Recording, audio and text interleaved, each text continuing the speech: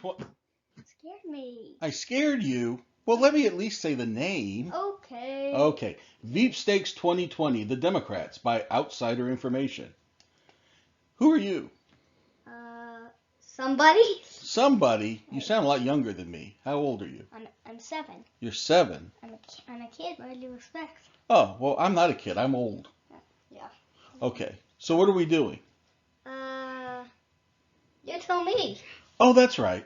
Well, this is Veepstakes 2020, The Democrats. This video is about who Joe Biden might pick to be the vice presidential candidate for the Democratic Party in 2020. Okay. Sound good? Yeah. Okay. Because it's 2020. What's 2020? This year. That's this year. Yeah. A lot has already happened this year, hasn't it? Yeah. We've had the impeachment of the president. We've had COVID-19. This crap. Yeah, you don't like that, do you? Who does? And not very many people, no. I like that I don't have to go to school, but besides that, Yeah? nothing. Oh, okay.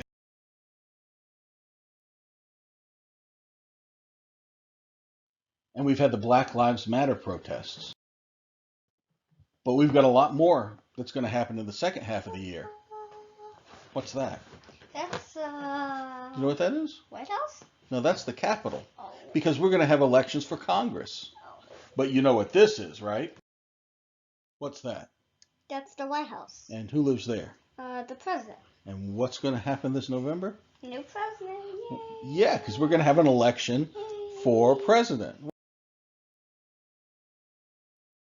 I already know that Donald Trump will be a candidate. Who I don't really like him. You don't like Donald Trump? Oh. Do you like Donald Trump? Well, I don't have an opinion. Because, see, I'm a political scientist. What? Yeah. You just said you were. Though I can say that I'm a political scientist. What? But, Outsider. see, yes, I'm a outsider information. Because I'm an outsider, you see. Because I'm not in the Beltway. I don't have any contacts in Washington. But I do know a lot about politics because that's my job. What's your job? My job is knowing about politics and government. Okay, go on. Okay. So Donald Trump is going to be a candidate for president. You know who that guy is? The guy standing next to him? Mike Pence. That's pretty good for a 7-year-old. He's the vice presidential candidate for the Republicans. And now the Democrats, they've picked Joe Biden to be the presidential candidate, but you know what they haven't done yet? What? They haven't picked anybody for vice president. And Joe Biden's going to have to do that. He's going to have to pick somebody to be the vice presidential candidate for the Democratic Party. Hey, Joe Biden. Yeah. So who's he going to pick? Well, not my mom. Not your mom? Well, no, not your mom. You know what I mean. Okay, I don't know. I don't know anyone. I don't know anyone there is, really. Besides, well, would you like to see some of the prospects, some of the people who might be picked? Why, yes. Okay. Well, Joe Biden has already said he's going to pick a woman for vice president. So imagine you have a long list of all the people who he might pick for vice president. He's already cut it in half because he said, no men this time, we're going to pick a woman. So there's a lot of people who get considered for vice president anytime you have an opening, like now. Pretending I know what's going on. So, governors, you know what a governor is? Leader Of the state. You were really smart for a 7-year-old. There's senators, there's cabinet secretaries, there's members of the House of Representatives, at least some of them. There are some mayors, there's business leaders, and sometimes some diplomats. There's a lot of people who get considered. If we just look at governors and senators and all those people we just looked at, just the women, you've got already 50 or so people who might be Joe Biden's running mate. But you can narrow down the list. You know how? How? How? Well, I'll show you. I'm gonna go play now. What? I'm gonna go play now. Oh, okay. Well, I'll see you later. Bye.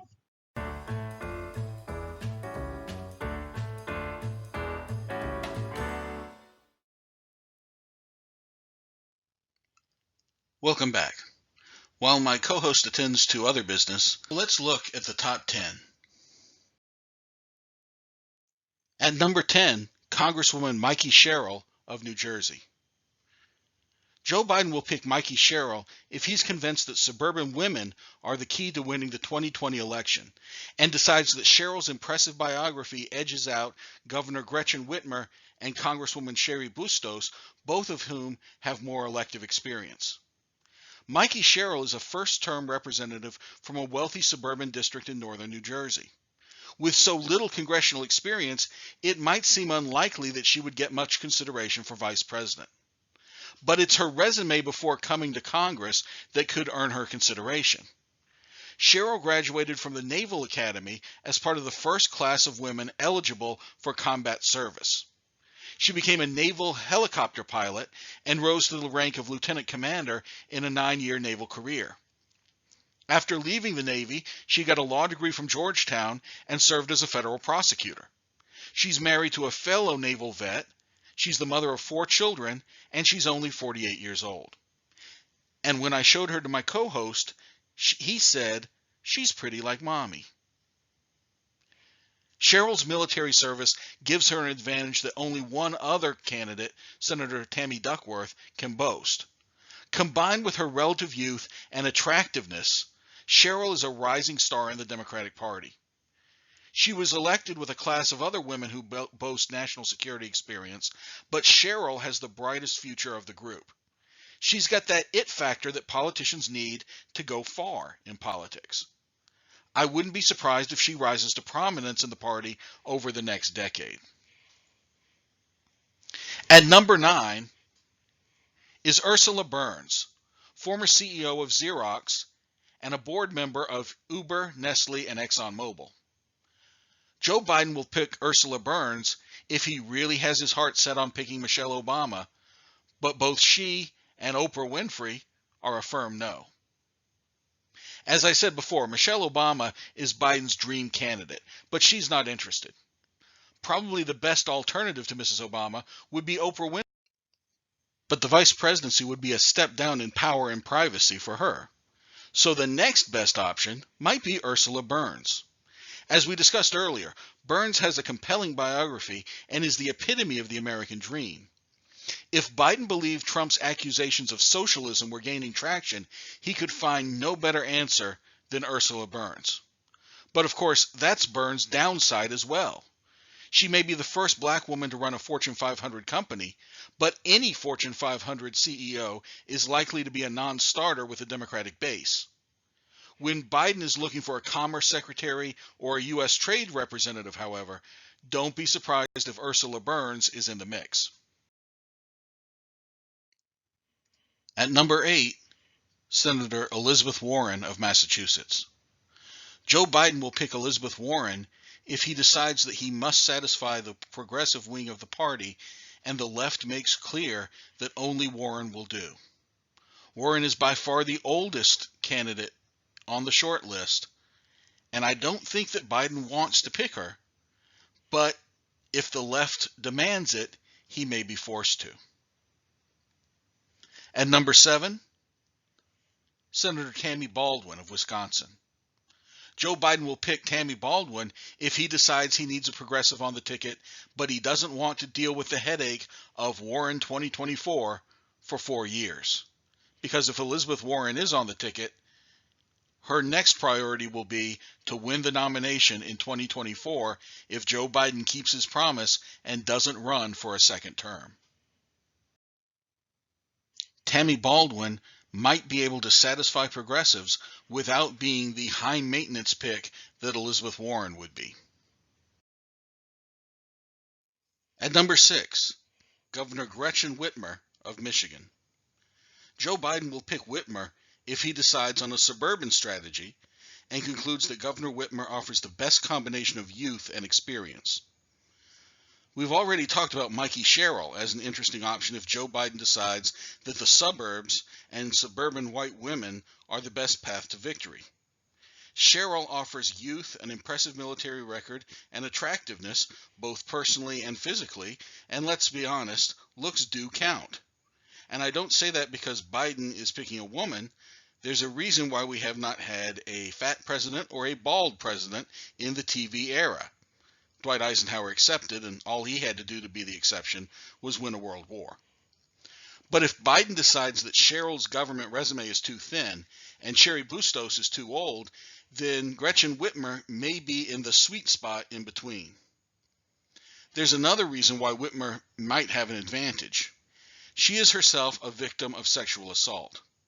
Although the coronavirus pandemic has taken it out of the headlines, Joe Biden was faced with accusations of sexual assault this spring made by Terri, who was a Senate staffer in Biden's office in the early 1990s.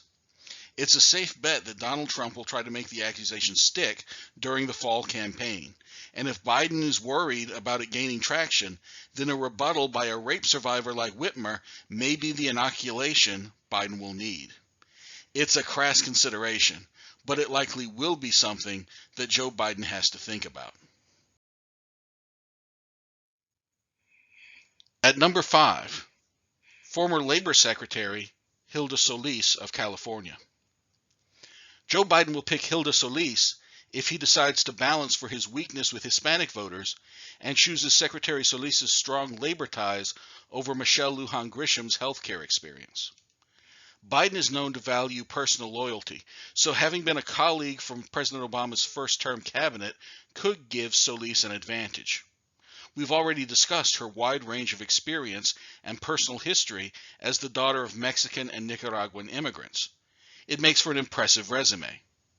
On the downside for Solis, she is on the older end of the range of candidates at 62, and she's from California, which doesn't always play well in Middle America. If Biden decides that turnout in the Hispanic community is his path to victory, Solis may get serious consideration. But with Michelle Lujan Grisham in contention, Solis is unlikely to get the nod. At number 4, Senator Tammy Duckworth of Illinois. Joe Biden will pick Tammy Duckworth if he decides that her unbeatable biography overcomes her less impressive campaign skills. Now that we've reached the final 4, let's look at the candidates in a little depth. As I said, Senator Duckworth has an unbeatable biography. Her father served in the military and was white. Her mother is Thai and Chinese. Her father's family has a history of military service stretching back to the Revolution. Duckworth herself served in the Army Reserve and in the National Guard. And Duckworth's husband is a fellow soldier. In a 2005 C-SPAN interview that was also quoted in Mother Jones, Duckworth explained the beginning of their courtship this way, quote, "He made a comment that I felt was derogatory about the role of women in the Army, but he came over and apologized very nicely and then helped me clean my M16. On active duty as a combat pilot in Operation Iraqi Freedom, Duckworth's helicopter was shot down by a rocket-propelled grenade. She survived, but lost both her legs. She received a Purple Heart and now walks with the aid of prostheses. In 2006, she became Illinois State Director of Veterans Affairs and later Assistant Secretary of the VA in Washington. She spent 4 years in the House of Representatives and has served as a senator since 2017. She and her husband have 2 small children, and she was the first senator to give birth while in office, and later her daughter became the first baby to be allowed on the Senate floor. Duckworth balances the ticket for gender, age, and identity, and her biography and military record make her a great choice to reinforce experience and working-class values. Unlike competitors like Kamala Harris or Elizabeth Warren, she hasn't run a national campaign and has never been considered a star campaigner. But this might actually work to her advantage. In the Trump era, a less polished candidate may be seen by voters as more authentic. And Duckworth has shown that she can handle abuse. Her recent media spat with Tucker Carlson is a great example. Joe Walsh, the congressman and briefly a challenger to Donald Trump for the 2020 GOP presidential nomination, was defeated for re-election to the House by Duckworth in 2012. Walsh has noted how hard it was to run against or attack Duckworth. It's very hard to question the patriotism or values of a woman who sacrificed nearly half her body for the country. And if Donald Trump tries to do so, he could play right into a trap. The biggest barrier to a Duckworth nomination is likely the circumstances of her birth. Duckworth was born in Bangkok, Thailand, and spent much of her childhood living in Asia. Of course, the U.S. Constitution requires the president to be a natural-born citizen, and the 12th Amendment says that no person constitutionally ineligible to the office of president shall be eligible to that of vice president. Let's be clear, though. Constitutionally speaking, Duckworth is a natural-born citizen. The scholarly consensus is that anyone born to a U.S. citizen is a natural-born citizen regardless of the location of their birth. Duckworth's father was a citizen at the time of her birth, so she is a natural-born citizen. Duckworth's circumstances are not unlike Ted Cruz, who was born in Canada to a mother who was an American citizen. Cruz's status was not an issue when he ran for president in 2016, so Duckworth does not have a constitutional problem. But conspiracy theories are another matter. We've seen how the birther conspiracy theory helped to propel Donald Trump to the White House. It's likely that a similar conspiracy theory would grow up around Duckworth. Would that become too much of a distraction for the Biden campaign? Or would it play into Duckworth's hands, giving her the opportunity to remind voters just how much she sacrificed for the United States? The only other issue that faces Duckworth is how a minority candidate who is neither black nor Hispanic would be accepted by those communities. The problem there would likely not manifest in terms of public blowback, but could manifest in terms of lower voter turnout among black and Hispanic voters. Duckworth is clearly an attractive candidate who may just have the right combination of attributes to get the job. But there are still 3 other possibilities left to discuss. At number 3, Governor Michelle Lujan Grisham of New Mexico. Joe Biden will pick Lujan Grisham if he decides to balance the ticket for his weakness with Hispanic voters and is sold on Lujan Grisham's personality and experience, despite the potentially awkward bumper sticker that would go along with it. Michelle Lujan Grisham was the director of the New Mexico State Agency on Aging, which oversees elder issues and includes nursing homes from 1991 to 2004. She then served as the state Secretary of Health and then on the Bernalillo County Commission.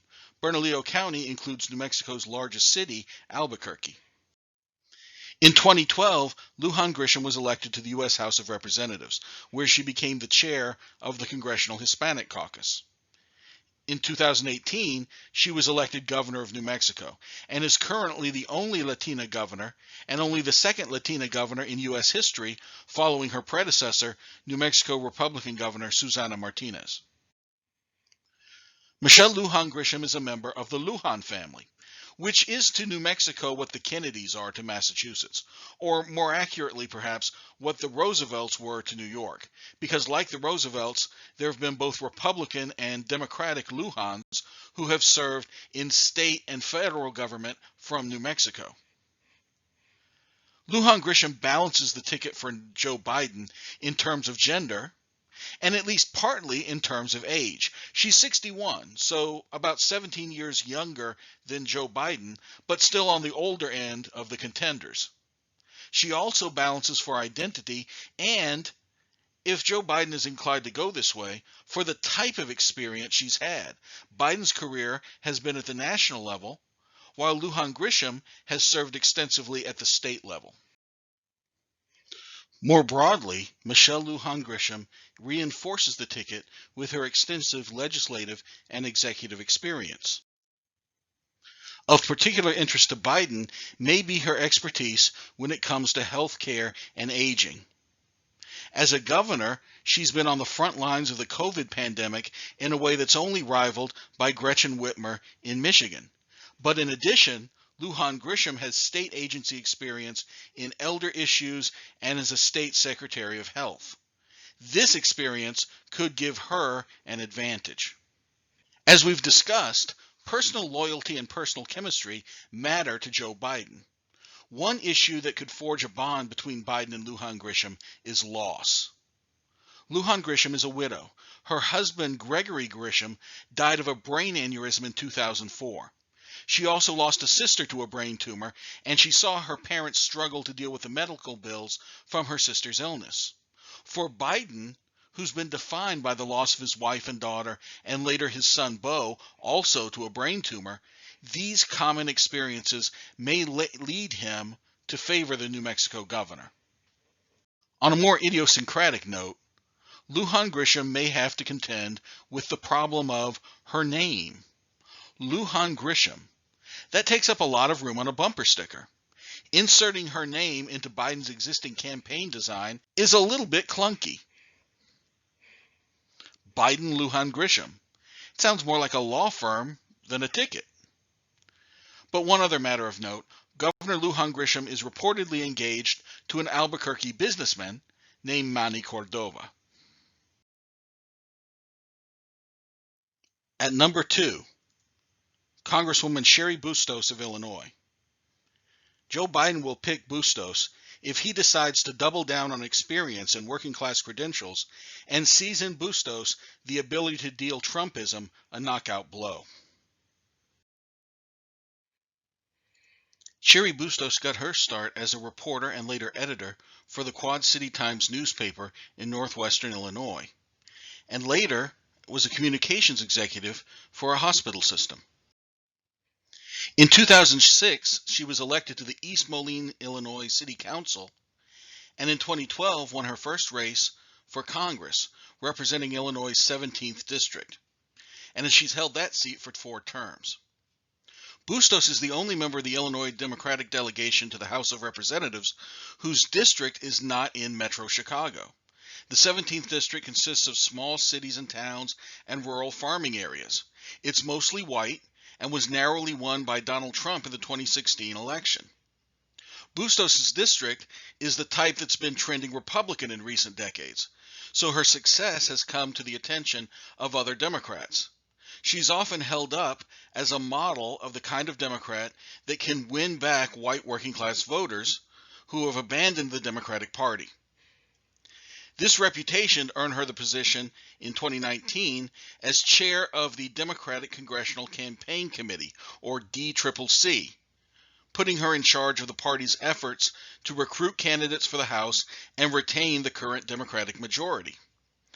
A successful DCCC chair can not only become a very popular person in the party, but can accumulate lots of power if she finds herself owed favors by grateful members who the DCCC recruited, supported, and most importantly, helped with fundraising. Like all the top candidates, Bustos would balance a Biden ticket for gender and for age. At 59, she's still 18 years younger than Biden. She would reinforce the ticket for experience and especially, as we've talked about, for class. So will Cheri Bustos be the nominee? It may come down to several questions that Joe Biden and Bustos herself will have to answer. Let's start with black voters.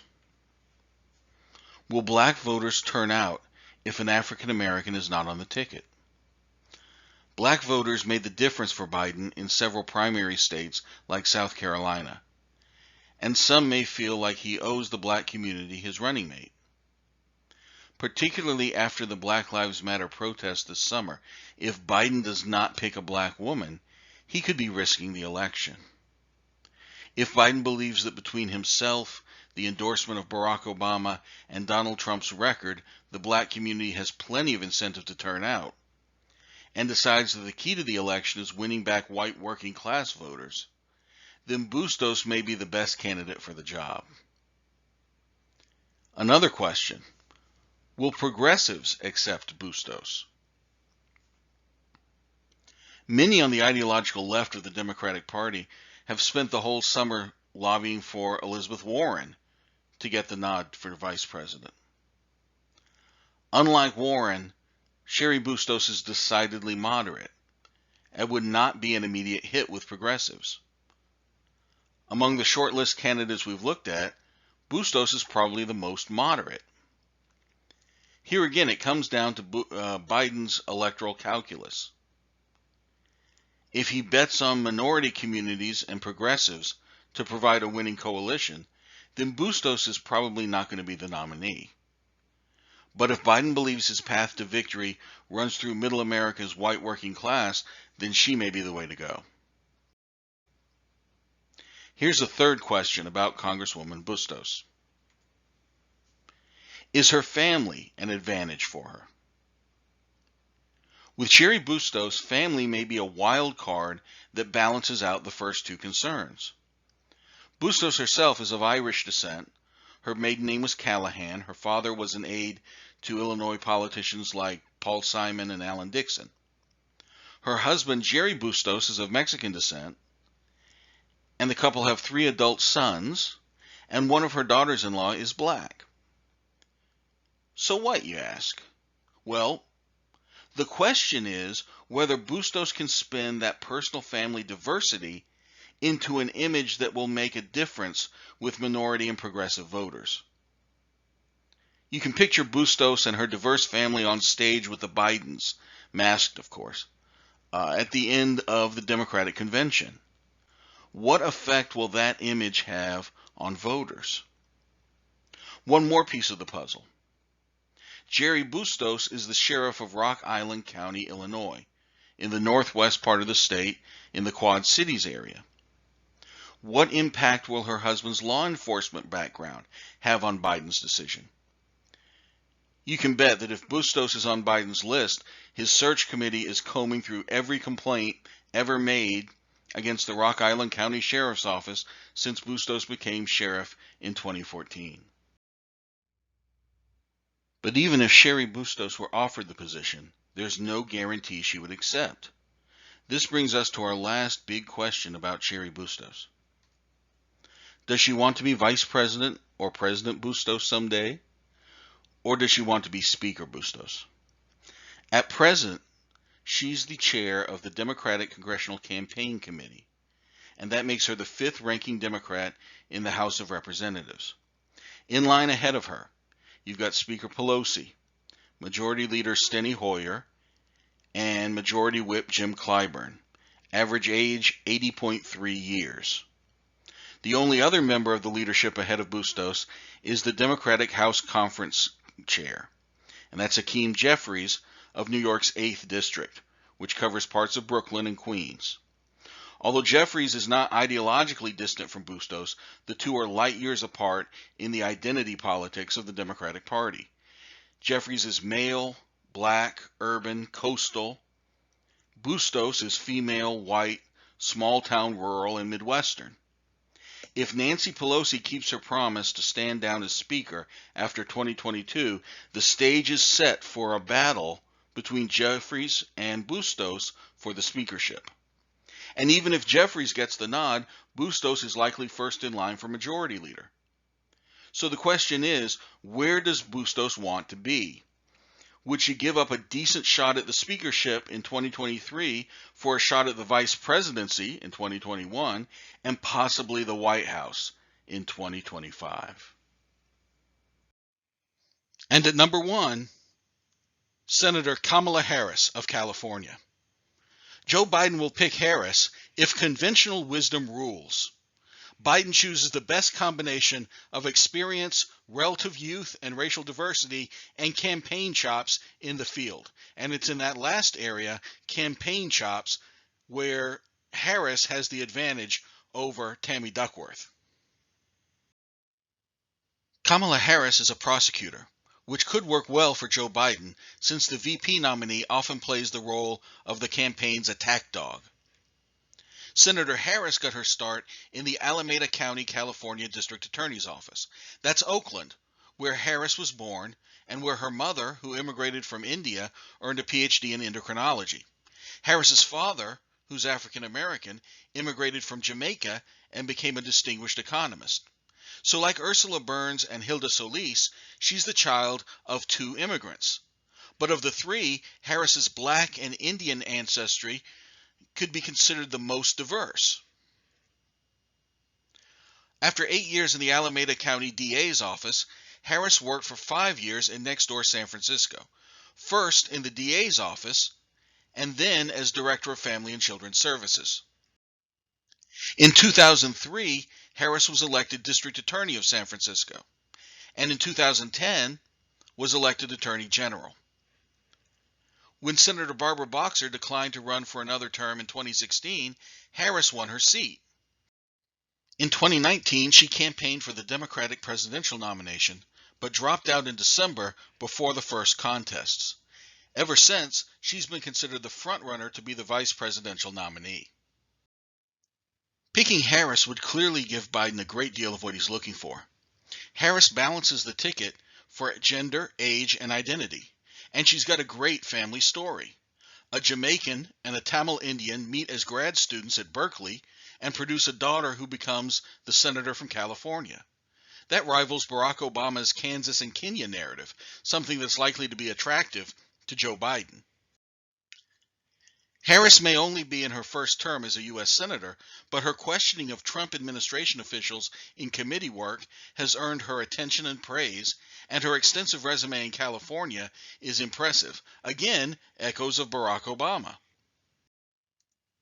The biggest red flag for Harris does involve her experience, not in length, but in type. Harris's background is in law enforcement, specifically on the prosecutorial side. But how will that play with progressive and minority voters in a time in which law enforcement background is no longer an advantage with a number of voters, especially in the Democratic base? As the country continues to debate how police and prosecutors have treated minority communities, Harris's resume may be something that she must defend rather than a selling point. Harris notes that she has a long history of trying to create change from inside institutions. But if she's forced to play defense rather than offense as the VP pick, her value decreases. A second question about Kamala Harris is whether she'll be acceptable to black and progressive voters. Picking Harris means picking an African American running mate, but again, her law enforcement background might not be so popular among black voters or progressives. Democrats may not see her as progressive enough, while the Trump campaign will enjoy painting her as an elitist California liberal. Like Tammy Duckworth, Kamala Harris also spent part of her childhood outside the United States. Her parents divorced when she was young, and she spent her high school years in Montreal, Canada, where her mother was a researcher at prestigious McGill University. Here again, the birther folks in the Republican Party are likely to spin conspiracy theories. Kamala Harris was raised a French-speaking foreigner, then moved to San Francisco to help her ultra-liberal pal Nancy Pelosi destroy real American values. It's not hard to imagine such an ad. I just did. On the other hand, if this kind of ugly nativism helps Biden to win over suburban voters who are turned off by it, it could actually be a positive for the Democratic ticket. There's one other area that could be decisive in Senator Harris's favor. After compiling this top 10 list, I went back to factor in one characteristic that I hadn't included before: religion. Among the top 10 candidates, 5 are Catholic, 3 are Protestant, and 2 are unaffiliated. Among the final 4, Senator Harris is Baptist, Senator Duckworth is unaffiliated, although in the past she's described herself as a deist, and Congresswoman Bustos and Governor Lujan Grisham are both Catholic. Joe Biden, of course, is Catholic. Neither the Democratic nor the Republican Party has ever nominated a Catholic candidate for president and vice president on the same ticket. Is Joe Biden willing to be the first? And if so, would it matter today? I suspect a double Catholic ticket might not work. And if not, Senator Harris would best balance the ticket as a Baptist. So who will it be? If Biden's strategy is to peel suburban and white working class voters away from Trump, Cheri Bustos is probably the best candidate, particularly if the Democrats are able to spin her diverse family in a way that can appeal to minority voters. If Biden decides to pursue the suburban strategy but decides that Bustos, a white Catholic like himself, simply does not offer enough diversity to the ticket, Tammy Duckworth may be the answer. If Biden's strategy is to balance the ticket for the weakness with Hispanic voters that he demonstrated during the Democratic primary contests, then lujan Grisham offers the best option. But if Biden's internal polling is telling him that his current lead over President Trump is solid and that he can play it safe for the rest of the campaign, Kamala Harris may get the call. Of course, that's what Hillary Clinton tried to do by picking Tim Kaine in 2016, and it didn't work out as she hoped. There's another reason, perhaps the best reason, for Biden to pick Harris. And that is that Harris likely has Barack Obama in her corner. Obama has always been a fan of the California senator. Reportedly, when Attorney General Eric Holder decided to step down at the end of Obama's first term, the president's first choice to replace him was Harris. If Biden picked Kamala Harris, it would probably make Barack Obama happy. And as I said earlier, a happy Barack Obama is an enthusiastically campaigning Barack Obama. And nothing is likely to benefit Biden more than enthusiastic campaigning by the former president. Ironically, Harris might be a more popular pick among moderate and progressive whites than among black voters. It's also ironic, and perhaps a reflection on the progress the United States has made, that a woman of black and Indian ancestry represents the conventional safe choice for vice president. According to news reports and statements by the former vice president himself, we probably won't have to wait very long to see who gets the job. Biden has said he would like to make an announcement around the 1st of August. Good news. What? My co-host is back. Oh, boy. That's you. I know. So here's what you've missed. Let me sum it all up for you. Okay. I think it's going to be one of those four women there. Kamala Harris, Cheri Bustos, lujan Grisham, or Tammy Duckworth. I think one of them will be the running mate. What do you think? What about Mommy? Who's Mommy? Her. Oh, that other... You mean Mikie Sherrill? Yeah. So, You really like her, don't you? well, I like Mommy. And she reminds you of your mommy. Yeah. Wow. So if she gets the... You know what's going to happen. Yeah. If she actually gets the nomination, first of all, it's a long shot. She's probably not going to be the one. Yeah. But if she did, you'd probably be the only person predicting that. Oh. And then the whole country would want to find you because you would be the one person who got it right. No. I don't want to be famous. You don't want to be famous. I don't want to. Well, stick with me, kid. You won't have to be. I guess I'm done. What do you think? Wait, what? I'm done. Done with what? Done with this whole video. Oh. Okay, it's good. So do I have to pay you for your work? Yes, of course. I have to pay you? Yes. If you enjoyed Veepstakes, please tell your friends, and keep an eye out for the next video from Outsider Information. We'll be looking at the mechanics of the Electoral College and just how mismatched the popular and electoral votes can be in U.S. presidential elections. In 2016, Hillary Clinton won 3 million more popular votes than Donald Trump, but lost the election. Imagine a candidate winning the popular vote by 5, 10, even 15 million votes and still losing. It could happen, and it could happen this year. Watch Election 2020, What's the Worst That Could Happen? Coming soon.